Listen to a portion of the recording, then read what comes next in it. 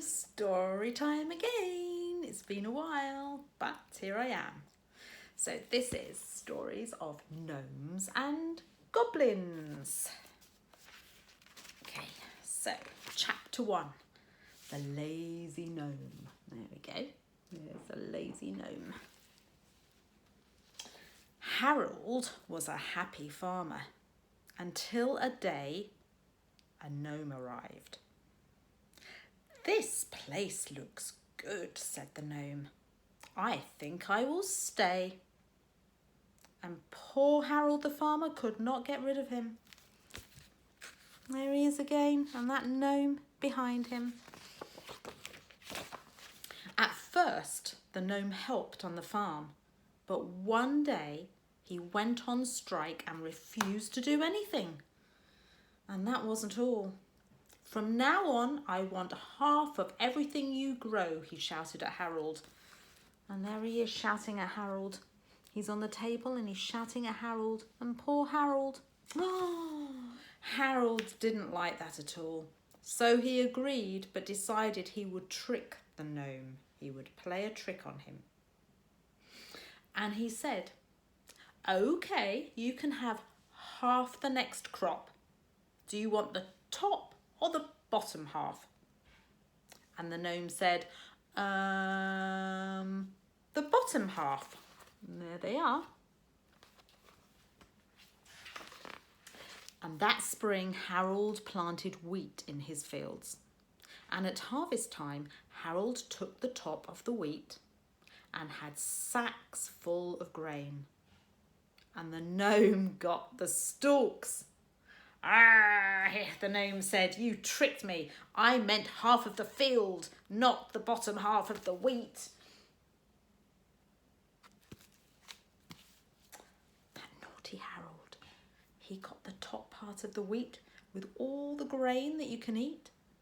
And the gnome got the bottom half of the plant, and it was just the stalks and he couldn't do anything with them. "Next year," the gnome said, "I'll take the top of the crop."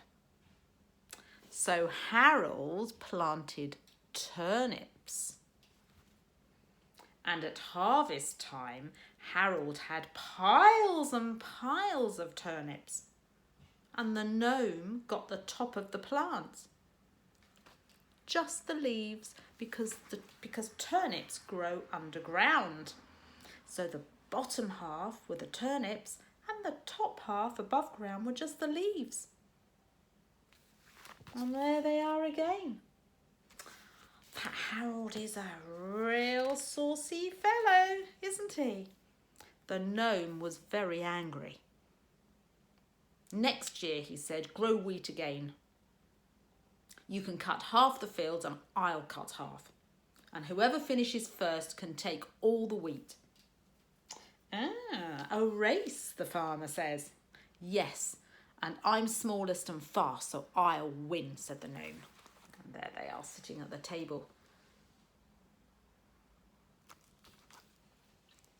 And when the wheat was ready to cut, Harold went to the village blacksmith. He had a plan, but it needed lots of thin iron rods. And the farmer said, "I'm off to sow a late crop." And there he is with the iron rods from the blacksmith. What's he going to do with those iron rods? And the night before the race, Harold crept out to his field. He stuck the thin iron rods among the wheat on the gnome's half of the field. And thinks to himself, "You don't beat me that easily, Mr. Gnome." And there he is planting the rods.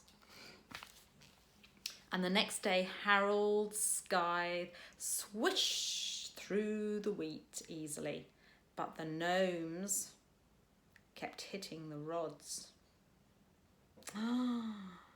Oh no, Harold's scythe swished through that wheat easily, but the gnome's scythe just kept hitting the rocks.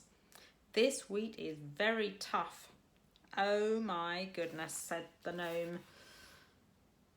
"It's very tough indeed." And every time the gnome tried to cut the wheat, his scythe hit a rod, and soon it would not cut at all.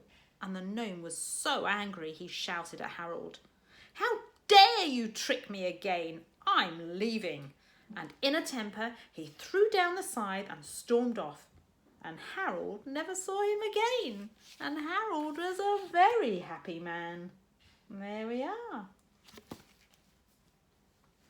And that's the end of that little story. But there are more gnomes and goblins stories to come. So I'll read those another day. Okay, lots of love.